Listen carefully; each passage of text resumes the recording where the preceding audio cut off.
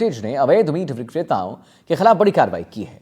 पशु प्रबंधन शाखा के डॉक्टर योगेश शर्मा के नेतृत्व में कल कार्रवाई की गई। गंगापोल रोड, गुर्जर की थड़ी, हसनपुरा और ईदगाह क्षेत्र में 14 अवैध मीट दुकानों को सीज कर दिया गया है। निरीक्षण के दौरान टीम ने 25 किलोग्राम से अधिक पुराना मांस जब्त किया था और उसे नष्ट कर दिया है। जन स्वास्थ्य को ध्यान में रखते हुए यह कार्रवाई की गई ताकि दूषित मांस के सेवन से लोगों को कोई स्वास्थ्य समस्या ना हो।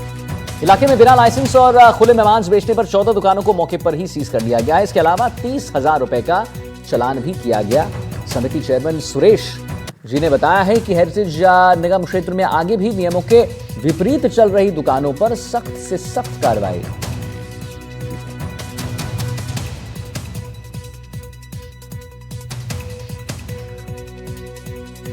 तो अवैध मीट दुकानों पर निगम का एक्शन, 14 दुकानों को सीज कर लिया गया। 30-30 हजार का जुर्माना भी यहां पर लगाया गया है। 25 किलोग्राम से अधिक पुराना मांस जब्त किया गया, उसे नष्ट किया गया। पशु प्रबंधन शाखा ने बड़ी कार्रवाई को अंजाम दिया है। अवैध मीट दुकानों पर निगम का एक्शन भी वो देखने को मिला है। 14 दुकान सीज, 30-30 हजार का जुर्माना। 25 किलोग्राम से अधिक पुराना मांस जब्त कर लिया गया, नष्ट कर दिया गया है। पशु प्रबंधन शाखा ने बड़ी कार्रवाई को अंजाम दिया है और अवैध मीट दुकानों पर निगम का एक्शन है वो भी देखने को मिला। 14 दुकानें सीज की गई हैं। 30-30 हजार का जुर्माना है वो लगाया गया है और पशु प्रबंधन शाखा ने बड़ी कार्रवाई को अंजाम यहां पर दिया है। अवैध मीट दुकानों पर निगम का लगातार एक्शन जारी रहेगा, यह भी बात सामने आई है। 14 दुकानें सीज और 30-30 हजार का जुर्माना।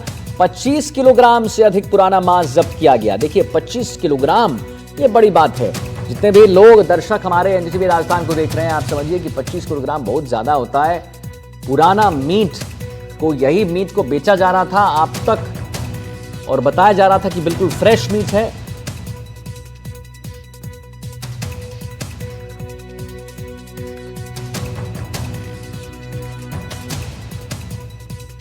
वीरेंद्र हमारे साथ लगातार जुड़े हुए इसी खबर पर जानकारी दे रहे हैं। वीरेंद्र, एक बात बताइए, क्या शिकायत कुछ मिली थी या स्वतः संज्ञान लिया गया है प्रशासन द्वारा?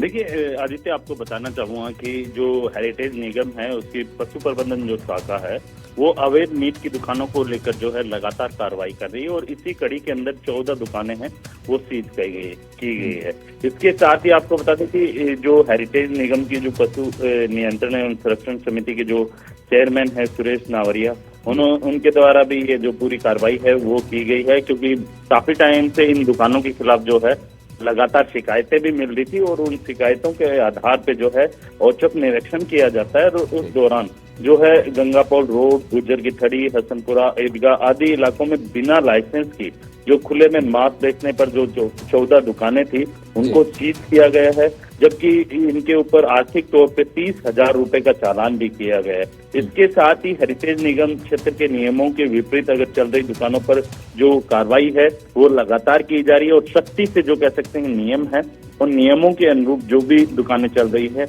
उनको नियम से कह सकते हैं कि नियमों के साथ अगर कोई दुकान चलाता है तो उसको कोई दिक्कत नहीं होगी। अगर नियमों के विरुद्ध जाकर अगर कोई इस तरीके के स्टॉल चलाता है तो उसके खिलाफ कार्रवाई की जाएगी।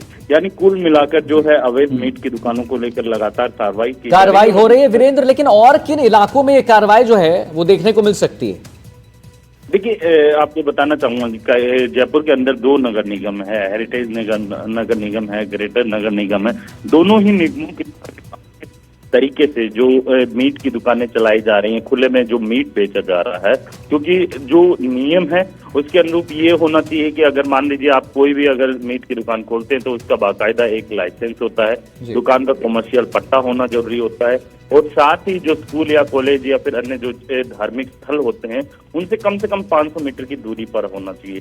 तो इन नियमों के अनुरूप अगर आप अपने स्टॉल चलाते हैं तो कोई दिक्कत नहीं होगी, लेकिन आप इन नियमों के विपरीत जाकर, यानी आप सरकार के द्वारा जो नियम बताए गए हैं उन नियमों के खिलाफ जाकर अगर आप फिर भी अपनी अवैध मीट की दुकान चलाते हैं तो उनके खिलाफ सख्ती से यहाँ पे नगर निगम की टीमों के द्वारा कार्रवाई की जाएगी। और इसी कड़ी के अंदर ये कार्रवाई देखने को मिली है, लगभग 14 दुकानें हैं वो सीज की गई है। इसके अलावा आर्थिक तौर पे यहाँ पर 30,000 रुपए का जो जुर्माना है वो नगर निगम हेरिटेज के द्वारा लगाया गया है। जी चलिए ठीक है वीरेंद्र, बहुत बहुत धन्यवाद आपका महत्वपूर्ण जानकारी देने के लिए। और आइए आगे बढ़ते हैं। खबर भरतपुर